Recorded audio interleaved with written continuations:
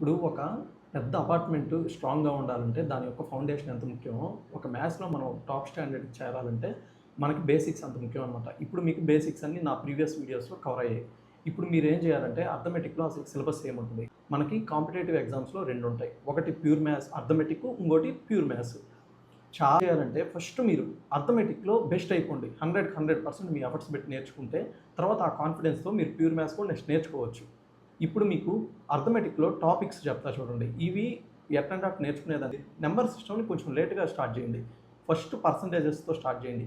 Percentage start చేశాక percentages, profit and loss, simple interest, compound interest ఈ 4 chapters చేస్తే అదొకటి. అయన్నీ ఒకేలా ఉంటాయి. అయి క్లియర్ అయిపోతాయి. దాని తర్వాత ratio proportion, mixture alligation, partnership, ages ఈ 4 కంప్లీట్ చేసుకోండి. దాని తర్వాత టైమ్ అండ్ వర్క్ ఫ్యామిలీ ఉంటుంది. Time and work, pipes and cisterns ఇదొకటి. తర్వాత టైమ్ అండ్ డిస్టెన్స్ ఒకటి, బోట్స్ అండ్ స్ట్రీమ్స్ ఇదొకటి. ఇలా కవర్ చేసుకోండి అనమాట.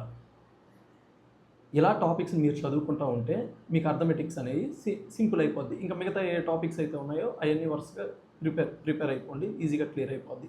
ఇంకా ఈ ప్రిపేర్ అయ్యాక ప్యూర్ మ్యాథ్స్కి వెళ్ళండి. నేను నెక్స్ట్ వీడియోస్లో మీకు యూట్యూబ్లో ఎన్ని ఫ్రీ క్లాసెస్ ఎవరు చెప్తున్నారో ఆ రిసోర్సెస్ అన్నీ ఇస్తానన్నమాట.